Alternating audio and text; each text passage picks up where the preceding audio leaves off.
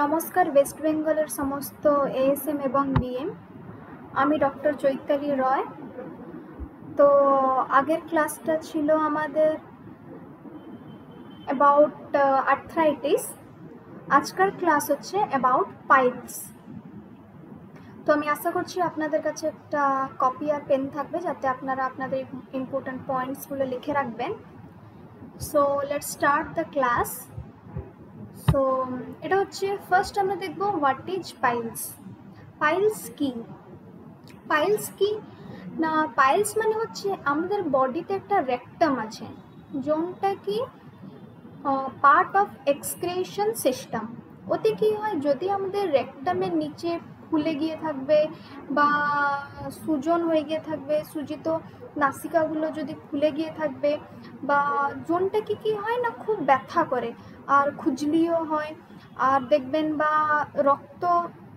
রক্তও পড়তে পারে। তো এই সব যদি সিমটমসগুলো থাকে তো ওই কন্ডিশনটাকে আমরা বলি পাইলস। এটা কি না, এটা হচ্ছে ভেরিকাস ভেনের মতো একরকমের রোগের রূপ। তো এটা হলো পাইলস। পাইলসটা তবে কি হলো না, যদি আমাদের রেকটাম ফুলে গিয়ে থাকে বা অর্জুন ফুলা সুজিত নাসিকাগুলো যদি ফুলে গিয়ে থাকে, জোনটা কি হয় না, ওটা যদি ফুলে যায় তবে কি হবে না, খুব ব্যথা হবে, খুজলি হবে, রক্ত পড়বে। তো এই সবগুলোই জন্য হচ্ছে পাইলস হয়ে থাকে। তো নেক্সট আমরা দেখবো যে কজ কি, কিসের জন্য আমাদেরকে পাইলস হয়। তো পাইলস হয় যখন রেকটামের নাসিকাগুলোতে অনেক প্রেসার পড়ে, যার ফলে কি হয় না, ওইগুলো সুজে যায় ও ফুলে যায়। আর যার ফলে কি হয় না, যদি ওটা সুজে যাচ্ছে ফুলে যাচ্ছে তো প্রেসার পড়লো, দিলে ব্লাডও পড়ে। তো সাধারণত এর কারণগুলো কি কি না, ক্রনিক কনস্টিপেশন বা প্রেসার দিয়ে পেট খালি করা। কনস্টিপেশন মানে কি, অনেক সহজে আপনাদের পেট খালি হবে না, অনেক প্রেসার লাগবে, অনেক টাইম লাগবে পেট খালি করার জন্য, তো ওই সব। নেক্সট হলো কি, লং টাইম বসে থাকা, স্পেশালি বাথরুমে দেখবেন এক একজন যায় বাথরুম ওরা ফোন নিয়ে যায়, বসে থাকবে। তো ওইগুলোর জন্যও পাইলস হওয়ার চান্সেস অনেক থাকে। নেক্সট হলো কি, লো ফাইবার ডায়েট। এতে কি না, কম সবজি ফল আর গ্রেনস অফ খাওয়া। সবজি যদি আমরা সবুজ শক্তি ভালো করে খাবো, দিলে ওটা একটা প্রিভেনশন হতে পারবে আমাদেরকে পাইলসকে রোকার জন্য। কিন্তু আমরা প্রায় তো দেখবেন সবাই একটু সবজি খেতে পছন্দ করে না, তো লো ফাইবার ডায়েটও কারণ হচ্ছে পাইলসের। নেক্সট হলো কি, গর্ভাবস্থা বা প্রেগনেন্সি, ওই টাইমেও আমাদের অনেক প্রেসার পড়ে, টয়লেট বলে যাওয়ার জন্য, ঠিক করে বসতে হবে না, তো ওই টাইমেও পাইলস হওয়ার চান্সেস আছে। নেক্সট হলো কি, মোটা বা ওবেসিটি। দেখবেন যার ওয়েট অনেক বেশি থাকবে, ওর কাজ করার জন্য সব জায়গায় আমরা আগের ক্লাসে আর্থ্রাইটিসেও পড়েছিলাম যে ওবেসিটির জন্য আমাদের জয়েন্টসে প্রেসার পড়ে, যার ফলে আমাদেরকে আর্থ্রাইটিস হতে পারে। তো পাইলসও যেমন, যদি আমরা ওভারওয়েট বা আমরা ওবেসিটি থাকে আমাদের, তবেও ওটা পাইলস হওয়ার জন্য যথেষ্ট সম্ভবত আছে কি আমাদেরকেও পাইলস হতে পারবে। নেক্সট হলো কি, বারবার ডায়রিয়া। যদি আমাদেরকে বারবার ডায়রিয়া হচ্ছে, এক মাসে ডায়রিয়া হলো, ভালো হলো, আবার ডায়রিয়া হচ্ছে, তো এটার জন্য পাইলস হওয়ার অনেক চান্সেস থাকে। নেক্সট কি না, হেভি ওয়েট উঠানো বংশোদ্ভিত্তিক কারণ বা বয়স বাড়লেও টিস্যু দুর্বল হয়ে যায়। আমাদের শরীরের মধ্যে যে কোষগুলো আছে বা কোষগুলো, যা টিস্যু বলা যায়, ওগুলোও যদি দুর্বল হয়ে যায় বা হেভি ওয়েট উঠাতে থাকেন, তো ওই জন্য পাইলস হওয়ার অনেক চান্সেস আছে। নেক্সট আমরা দেখব, যদি আপনাদের পাইলস হয়েছে তবে আপনারা কি করে জানবেন, কোন এক্সামিনেশন বা কোন মেডিকেল টেস্ট করে আপনারা জানবেন যে আপনাদেরকে পাইলস হয়েছে। তো মোস্টলি এই সবজন পদ্ধতিগুলো লেখা আছে, যেমন কি physical examination, digital rectal exam, proctoscopy বা অ্যানোস্কোপি, সিগময়েডোস্কোপি বা কলোনোস্কোপি, এইসব এক্সরে বা এইসব এক্সাম টেস্ট দিয়ে আপনারা জানতে পারবেন যে পাইলস হয়েছে কি না। তো ফার্স্ট দেখবো কি, ফিজিক্যাল এক্সামিনেশন। এতে কি হয় না, বাইরে পাইল আছে কি না দেখা যায়। মানে আপনারা যখন যাবেন, বাথরুম গেলেন, পেচ্ছা বা কিছু এ করতে, তো তখন দেখবেন যদি আপনাদের ব্লাড পড়ছে কি ব্যথা হচ্ছে, পেট খালি করার টাইমে অনেক জোর লাগাতে পড়ছে, তো ওটাও একটা সাইন হচ্ছে আপনাদেরকে পাইলস হবার। তো এটাই হচ্ছে ফিজিক্যাল এক্সামিনেশন। নেক্সট হলো কি না ডিজিটাল রেক্টাল এক্সাম। এতে কি হয় না হাত দিয়ে আমাদের পাইলসটাকে ফিল করা যায়, হাত ঢুকিয়ে আমাদের পাইলসটাকে চেক করা যায়। নেক্সট হলো কি প্রোক্টোস্কোপি বা অ্যানাস্কোপি। এটা কি না একটা কি থাকে ছোট লাইট টিউব থাকে, ওতে কি করা যায় না আমাদের অ্যানাস দিয়ে ভেতরে ঢুকানো যায়, তো ওতেই আমরা জানতে পারবো। তো ওই লাইট টিউবটা গিয়ে দেখে যে ওখানে পাইলসের কিছু সিমটম বা ওর কিছু সিমটম আছে কি না, পাইলস হয়েছে কি না, তো প্রোক্টোস্কোপি দিয়ে এভাবেই ট্রিটমেন্ট করা হয়। নেক্সট হলো কি সিগময়েডোস্কোপি বা কলোনোস্কোপি। এটা কি এটা অন্য রোগের মতন অন্য রোগের কারণও বের করতে পারে। সিগময়েডোস্কোপি করলে কি হয় না পাইলসও ধরা পড়বে, আর যদি আপনাদেরকে অন্য কোনো রোগ হয়ে থাকে যেমন কি ক্যান্সার তো ওগুলোও ধরা পড়ার চান্সেস আছে। তো নেক্সট হলো কি ফার্স্ট গেল কজ ডায়াগনোসিস, নেক্সট হলো আমাদের ট্রিটমেন্টে আমরা কি করব না রোগের পরিমাণ অনুযায়ী ট্রিটমেন্ট দেওয়া হয়।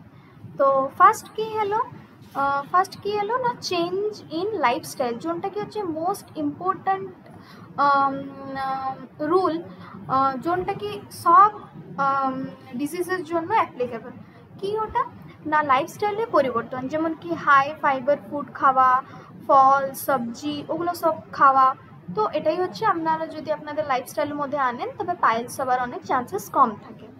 নেক্সট হলো কি না জল বেশি খাওয়া, যেমন কি দিনের মধ্যে 8-10 গ্লাস জল খাবেন, আর প্রেশার না দিয়ে পেট খালি করার সময় যদি আপনারা যাচ্ছেন তো 2-3 গ্লাস জল খেয়ে নিয়ে যাবেন, দিলে কি হবে না পেট খালি করার সময় প্রেশারটা পড়বে না।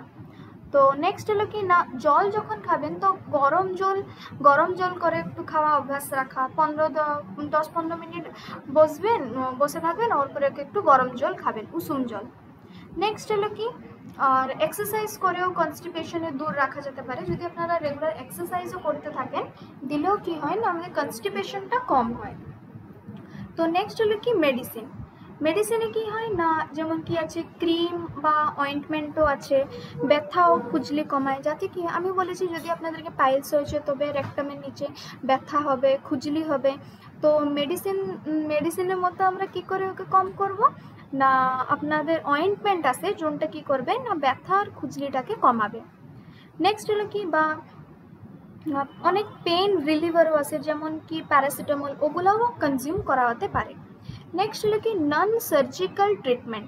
এতে কি হয় না রাবার ব্যান্ড লাইগেশন, এতে কি হয় না পাইলে রাবার ব্যান্ড পরিয়ে রাখা, তাতে কি হয় না যাতে রক্ত পড়া বন্ধ হয়। পাইলসে যখন থাকে পাইলসে আমরা কি করব না রাবার ব্যান্ড একটা বেঁধে রাখবো, দিলে কি হবে না রক্ত আর পড়বে না। নেক্সট হলো স্ক্লেরোথেরাপি কি না ইঞ্জেকশন দিয়ে পাইলকে ছোট করা। তো স্ক্লেরোথেরাপিতে কি হয় এই ট্রিটমেন্টে না এতে কি হয় না একটা ইঞ্জেকশন দেওয়া হয় যাতে কি হয় না আপনাদের পাইলসটাকে ছোট করা যেতে পারে। নেক্সট হলো ইনফ্রারেড কোয়াগুলেশন, এতে কি হয় না হিট দিয়ে পাইলসটাকে কমানো।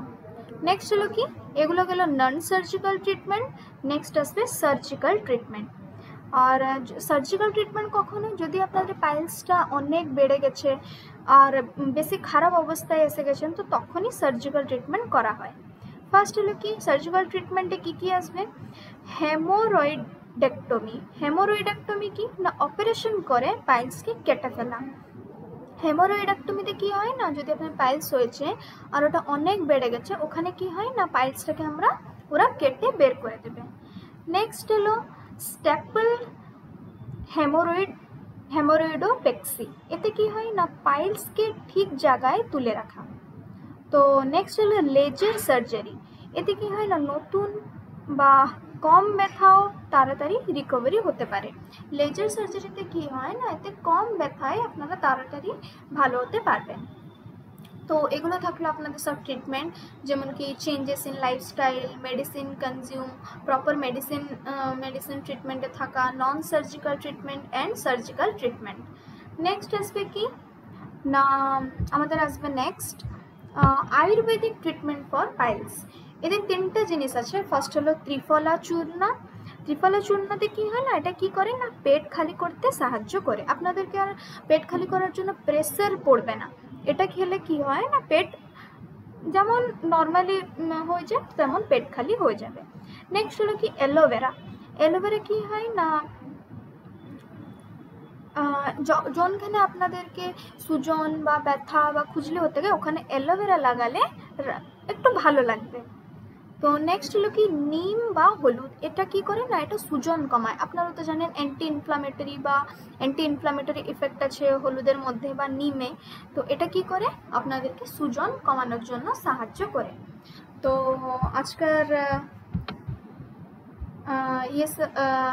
আজকের ক্লাসগুলো তবে পাইলস উপরে কি কি গেল, what is piles, causes of piles, diagnosis of piles, treatment of piles and Ayurvedic treatment for piles. আজকের জন্য এটুকু, ধন্যবাদ।